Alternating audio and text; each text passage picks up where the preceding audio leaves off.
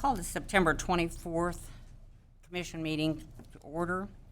Have the minutes. Everybody had a chance to review. Are there any changes or corrections or amendments? I have none. Thank you. Financial statement. Good evening, Commissioners. Kim Rupp, Director of Finance. This is a report of financial summaries of revenue and expenditure for the City of Hayes month ended August 31, 2020. Revenues in August totaled $2,779,819. That's an increase of $487,000 compared to the same period as last year. Some increased revenue over last year. Airport Improvement Fund federal grants increased $197,000 due to FAA reimbursements still coming in for the airport wildlife fence project. Transient guest tax receipts for CVB was up $150,000, but that's simply due to timing. Year to date, the transient guest tax is down $148,000 compared to this time last year. And economic development miscellaneous revenues rose $12,600 due to a reimbursement from D&J Land for out-of-pocket expenditures on that property. Notable areas of revenue decrease: franchise fees were off $13,700 when compared to this time last year. And residential and business water consumption fell negative 29% when compared to a year ago. That translates into a decrease in total water revenue of $128,000, and conservation was down $69,000. Year to date, consumption is up 1%, with total revenue up 3.6%. Expenditures in August totaled $4.5 million. That's an increase of about $124,000 compared to a year ago. Some areas of increased expenditure: Commission Capital Reserves expenditures increased $237,000 due to the continued reconstruction of Canal Boulevard. Economic development increased $100,000 due simply to the outside agency allocation to Fort Hayes. Purchase of new vehicles for CVB and Parks, as well as a replacement fire truck, increased new equipment reserve expenditures $513,000. Continued efforts on budgeted street maintenance projects increased special highway capital projects $215,600 when compared to a year ago. Notable areas of decreased expenditure: contingency expenditures for the airport fell $19,000 due to the purchase of grass seed this time last year to convert the farm ground inside the new fence to native grass. And as was the case last month, August a year ago included three payroll periods. Therefore, the salary line across all funds was down a total of $435,000. And water reclamation reserves expenditures fell $145,000 due to sewer force main repairs at this time last year. Today, general fund collections are at $703,674. That's an increase of about $106,000 or 17.7% compared to last year. Year-to-date collections are at $5,058,418. That's up $241,000 or 5%. The six-month average is at 6.35%. That's an increase of almost 8% when compared to a year ago. The report of quarter-to-date top 10 sales tax collections by classification was up about $137,000 or 6.8%. Finally, the portfolio certificates of deposit on August 31, 2020 totaled $49.55 million with a weighted average interest rate of 89 basis points. That's down 1.5% from a year ago. Total of the U.S. Treasuries at par value is $4.477 million with a weighted average yield to maturity of 59 basis points. Total balance in a money market account on August 31, 2020 was $1.75 million with a current yield of 5 basis points. So total investments are still down $6.5 million when compared to this time last year. I'll make a motion that we accept the August 20 financial statement. Seconded. It's been moved and seconded to accept the financial statement. Is there any discussion or questions of Mr. Rupp? I just want you to keep bringing those numbers. We'll try. Bringing those numbers. Can't promise anything. All in favor? Aye. Aye. Opposed? Thank you. Citizen comments from anyone for non-agenda items.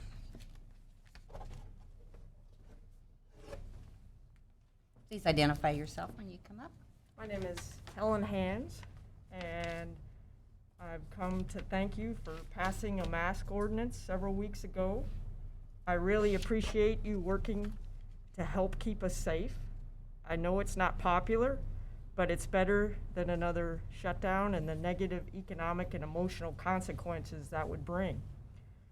So I'm here today to ask you to extend the mask ordinance.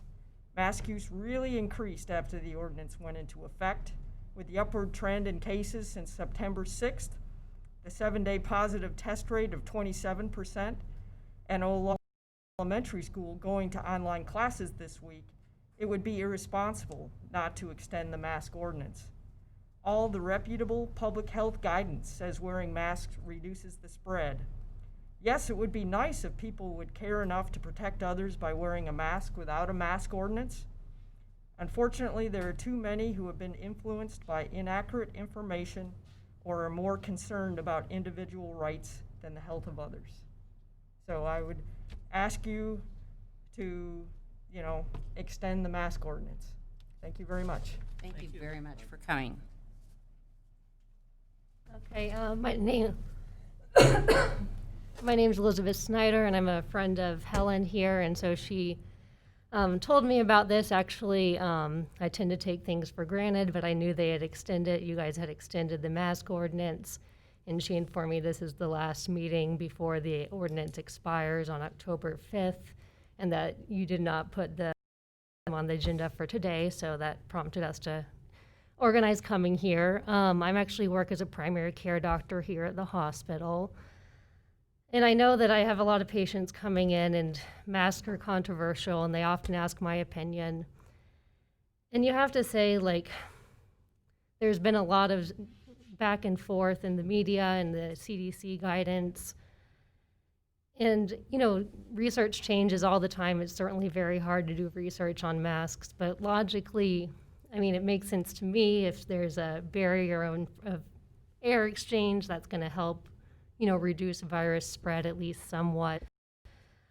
And so I just recommend to my patients, I think you should go ahead and wear a mask, especially when you're, in closed spaces.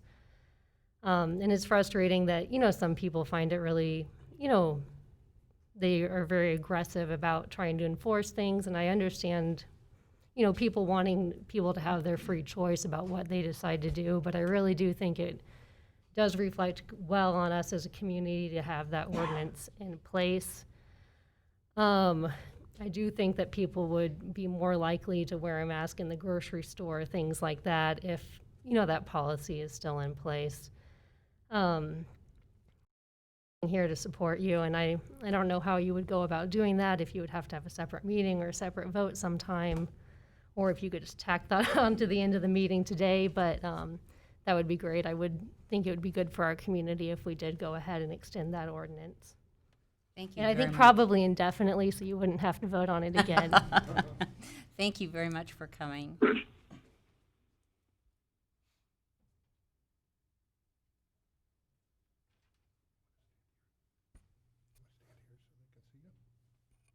right there next to the podium so they can see you. Good. My name is Lydia Hickel, and I'm 9 years old, and I'm a student at St. Mary's School in Ellis. I have asthma, which makes me high risk for COVID-19. I want to keep the mask because masks let me go to school and to the grocery store with my parents. Masks also let me do dance. Dance is my favorite sport, and if I didn't wear a mask, I wouldn't be able to go to dance. My parents always told me that if I wear my mask, I can go outside and play with my friends or go visit my family. I am more concerned that more people will get sick if we don't wear masks. I think we should keep the mask. Thank you. Thank you so much. My name is Cassie Hickel, and Lydia is my daughter. We watched the city commissioners meeting where there was discussion and a vote on extending the mask mandate, and our family thanks you for extending that. We're a family of 5 with 3 of us considered to be high risk. If we were to contract COVID-19, it could be truly devastating for our household. When things first began closing down in March, our family took all precautions. We did grocery pickup, allowed for a little normalcy for our family, and it's allowed for our children to be in school and do the things that they love, like dance and tumbling and gymnastics. We're aware that COVID-19 is highly likely to come into our household, and we're hoping that masks can prolong that time frame before it actually does. I know you have a difficult decision, and I'm aware of the threats and things that have been said to you. I'm also aware that those who are healthy see the masks as more of a nuisance than something that's helpful. But with the upcoming flu season, I am pleading with you to extend the mask mandate so that families, community members, city workers, and so many others who are in our same situation can feel just a little safer shopping, dining, and being in the city that we know and love. Thank you. Thank you very much, Cassie. Thanks, and Lydia, thank you so much for coming. You did a very nice job. Anyone else? Thank you. Consent agenda, we have one application for an appointment. Jeremy Gill to the Hayes Convention and Visitors Bureau. I hear a motion. I move we accept the consent agenda. Second. Any discussion? All in favor, please say aye. Aye. Opposed, same sign. Thank you. Okay, no unfinished business. Jesse Rohr, rezoning of Ellis County property in the 1500 block of 240th Avenue from agricultural AL to public and institutional district PI. Good evening, Jesse Rohr, Director of Public Works, and I want to discuss tonight a rezoning request we have received. So an application has been submitted to the city by Ellis County to request a change in zoning from agriculture to public and institutional or PI district. Ellis County is also the owner of adjacent property to the south, which you can see on the right hand of the screen here, outlined in blue. The subject property that we're talking about tonight is the larger parcel outlined in red. The purpose of the public and institutional or PI district is to provide for public owned and operated uses. For example, government and school buildings, utility stations, libraries, cemeteries, public safety complexes and such. Most of those types of uses are generalized in that they are somewhat unique in nature and scale, and thus are not appropriately placed within any other district. This map shows the current zoning of not only the subject property, which is agriculture, as you can see in the green color here, but the zoning of surrounding properties. You can see some public and institutional directly to the south, outlined in the blue here. Also some to the west, as well as some heavy industrial, but the majority of the surrounding property is zoned ag currently. Jesse, I got a real quick question. Can you go to the, or you can just answer without going back to the satellite image. Are there any buildings on this property? There are no buildings on this property currently. Thank you. I do want to mention, as we do with most zoning applications, that the comprehensive plan does identify this area as ag production, which is typical of unzoned property within the and county property, which has never been applied for a rezoning. Adjacent properties that are already zoned may influence what uses are logical for the property. This does show the future land use map, which is found within the comprehensive plan. Again, the light green indicates the ag production designation within the comprehensive plan. The blue areas there would represent current civic uses, such as the Ellis County landfill and transfer station just to the south. This area over here represents the gun range and city industrial landfill area. Again, when we talk about zonings, we always like to share with you the uses. Now, there's three types of uses allowed. There's permitted, or what we call uses by right. So the list you have up here on the screen now, these are uses that, if rezoned to PI, any of these uses are then fair game. There's no other approvals needed from any other body. The second type of use are what we call limited uses. So limited uses kind of fall in the middle of the use scale. They are uses that have certain conditions placed upon them, but they only require administrative approval. For example, a storage yard with a limited use in a PI zoning may require fencing around the perimeter, for example, but there's no other approvals through Planning Commission, City Commission, or Board of Zoning required. And then the third and the most restricted type of use are certain uses that require a special use permit. Now, these types of uses would require a special use permit that's granted by the Board of Zoning Appeals.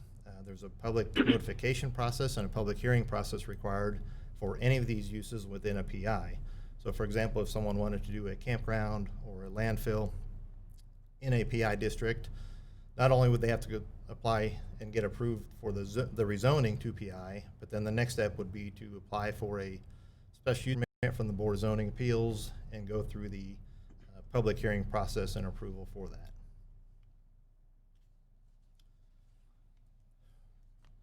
State statute provides the City Commission very certain particular options for a rezoning. The three options that are granted to you by state statute are to approve the rezoning request as submitted. It was recommended unanimously by the Planning Commission. Your second option is to send the request back to the Planning Commission with specific basis for doing so. And then the third would be to deny the request of the rezoning. If you choose to deny it, it would require a 2/3 majority vote of the City Commission, since it's going against the recommendation of the Planning Commission. This would be the action requested, should you choose to do so. And with that, I'll take any questions you might have. Questions? Since Ellis County is my employer, I'll be abstaining from the vote. What's your pleasure, gentlemen? I'll move to adopt ordinance number 3990, approving the change in zoning from agricultural AL to public and institutional district PI for property along the 1500 block of 240th Avenue as legally described within the ordinance. I'll second. Any other discussion or questions? All in favor, please say aye. Aye. Opposed, same sign. One abstention, passes 3-0. Thank you. Thank you, Jesse. Going to talk about airport fiber connectivity. Mr. Rohr. Good evening, Commissioners. Chad Ritter, IT Director. For the last almost 10 years, any presentation, any report, any tour that I give, whenever I'm asked, what is the future of IT network interconnectivity for the city? What are my goals? Airport fiber is always at the top of the list. There are a couple of reasons for this. There's city staff benefit and also IT infrastructure benefit. Before we go into those, I did want to tell you where we're at this point in the progression in getting our buildings connected via fiber optic cabling.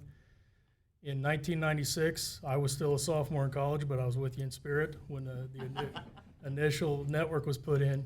And at that time, City Hall was connected to the police department, law enforcement center, and then it went to water treatment, and then kept going back to the Public Works facility. Then my first project was with the Convention and Visitors Bureau in 2012, and then in 2016, I was a part of the wastewater and parks connectivity via the wastewater treatment plant remodel. So that leads us to today. Everything branches out from City Hall, where our primary data center is. We have had great luck with the stuff from 96 all the way to what we put in last year. It gives us high-speed connectivity to these buildings, and life is good. So what we propose, when I planned out the wastewater treatment plant connectivity, we left enough room to extend from there and go out to the airport. So going to the airport fire station would give us the ability to do a couple things for city staff. First off, with COVID-19, the airport fire station is being staffed 24/7 at this point. We've done some things to get them their email access and a few minor situation things for them, but they can't do what they do at City Hall. They can't do what they do when they're on our network. They can't access our drives that have their projects, that have photos, that have reports. They are an island to themselves. So that's the airport fire station staff, the firefighters. Secondly, the airport staff, they're running on a wireless connection, which we just put in as a Band-Aid to get to this point. There are 2 staff members at the airport terminal, and we're adding a 3rd next week, and that's going to be pushing the bandwidth of what that wireless connection can handle. So for them, they will see the increase to grow as they need. They will see 3 times the network speed, And since it is so, I was gonna say socially distanced, since it's distanced, if there was a scenario to where we had to have emergency operations at the airport terminal, we could do that inside their meeting rooms. Okay, for the IT department, I have wanted forever to get into the data closet / server room of the airport fire station. That's a hardened building that has climate control and also has a generator backup. That's the perfect location for me to send my data backups or anything that we want to get away from City Hall.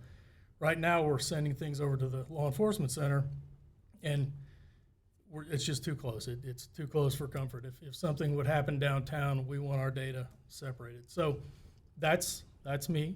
And then also to make this a countywide benefit project, since we asked for funding through the CARES Act, we can also allow county IT the option to put data in that same closet.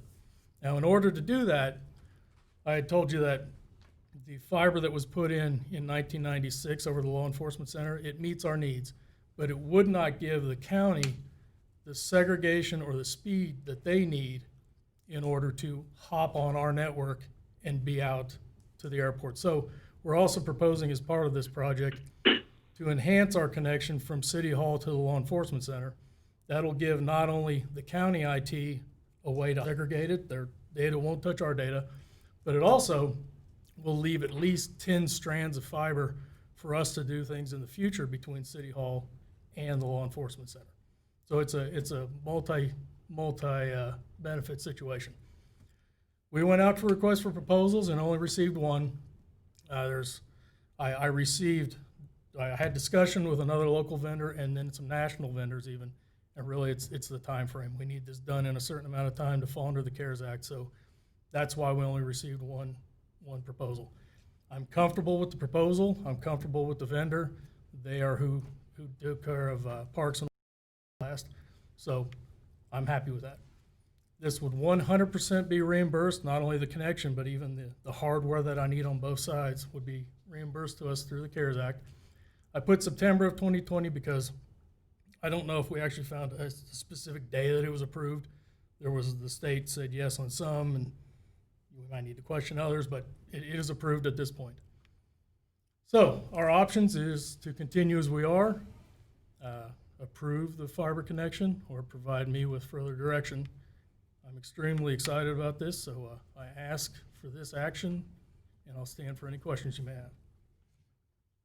I move we authorize the city manager to enter into an agreement with Nex-Tech in the amount of $73,742 for fiber optic cabling services to provide connectivity to the Hayes Regional Airport and the Law Enforcement Center using CARES Act funding. Seconded. Okay. Any discussion? Chad, with the county connected to the airport, will they have their own server out there and everything will be completely separate from the city? Completely separate. The only thing we'll share is the rack itself. And when that building was built, you have something that's about 8 feet, and we're using 6 inches of it. So we have plenty of room. It's going to be totally separate. Okay, thank you. Ed, when would we have been able to do this if we didn't have the opportunity with the CARES Act? When I got the courage to ask you. It's a lot of money. You know, it's when we did the wastewater treatment plant, it was part of it. It's like you buy a house and you put the electrical in. So it was expensive then too, but it was me trailing along saying, hey, can we get connected? This is brand new. We're not living well, but we're living, we're putting Band-Aids, we're patching, but. Is there any doubt in your mind that Nex-Tech will be able to finish this job in a lot of time, which is year end? Based on our discussion, no. I have no worries. This question's come from Jeff Crispin. Can you get me a picture of the closet in the racks? So I get an idea where this goes. Not a live view, but I can get you a picture. Well, Chad, I appreciate your forward thinking when you put in the wastewater treatment plant connection to be prepared to go to the airport, that we don't have to redo anything at the wastewater treatment plant in order to do this. So kudos to you. Thank you very much. Even when the airport fire station was built, I had conduit put in underground between the terminal and the fire station with pull strings to do this as well, to get those two connected. Great. I've wanted it for a long time. Great, great. We're gonna find a way to get you more courage. Like Any the other lion. questions or comments? Chad, is there any other places you want to go, I guess, past this? Only if we build something new. The only building that we don't have connected is the solid waste facility. And unless they drastically change the way they do things, I'm comfortable right now. Okay.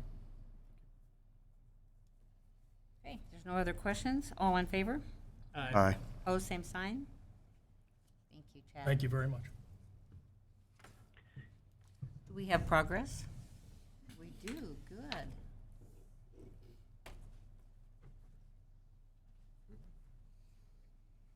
It's just like Christmas for you, isn't it, Chad?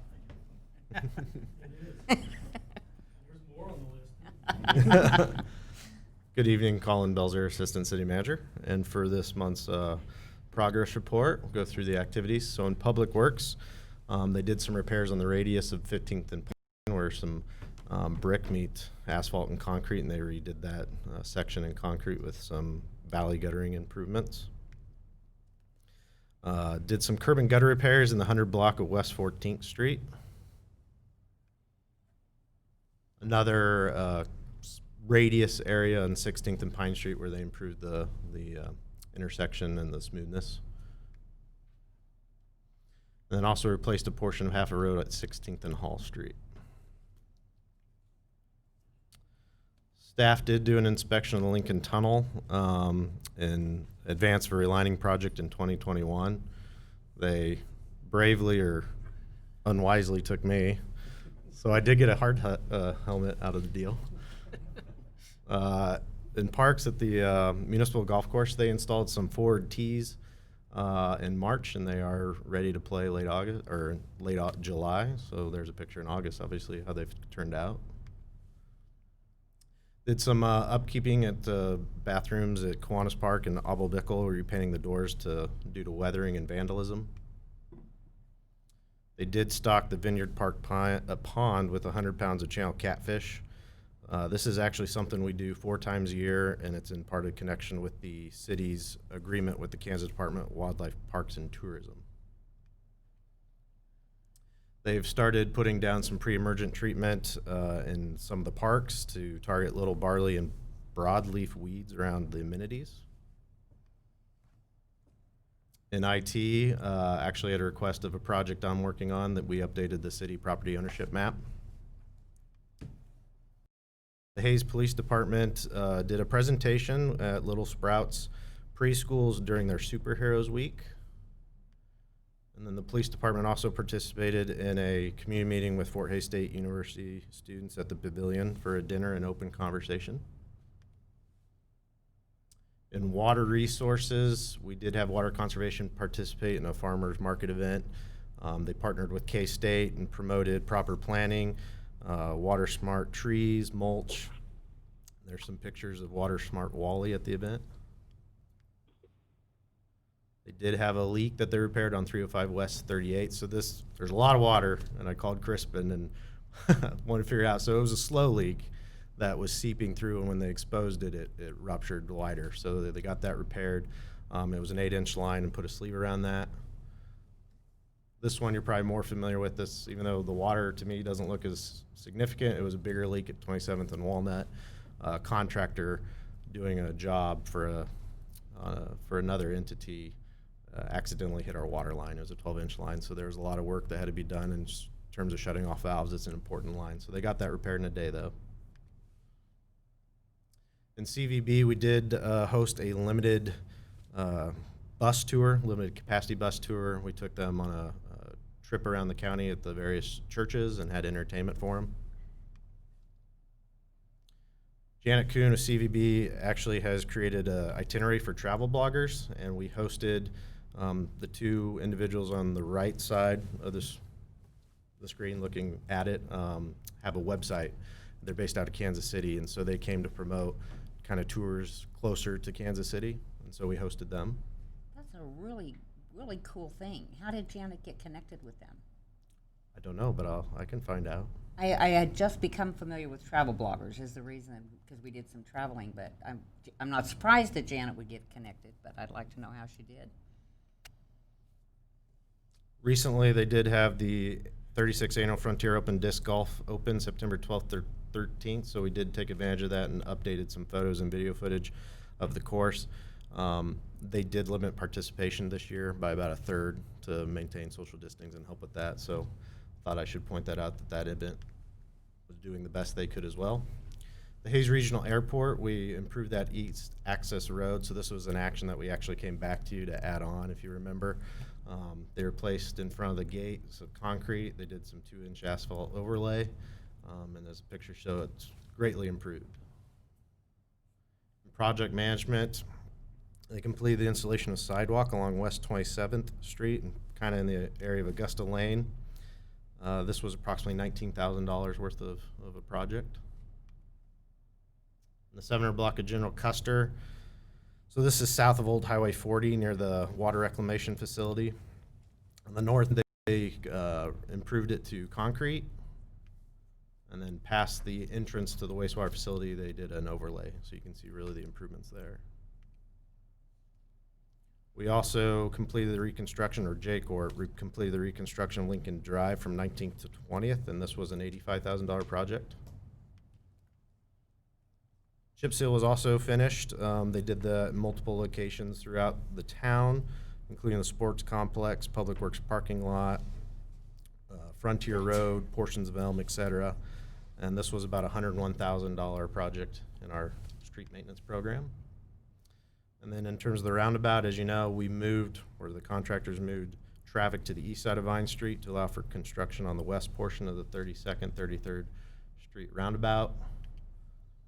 They're working kind of in two sections. One's south of 32nd, and the other is north of 32nd near Whiskey Creek and Pheasant Run.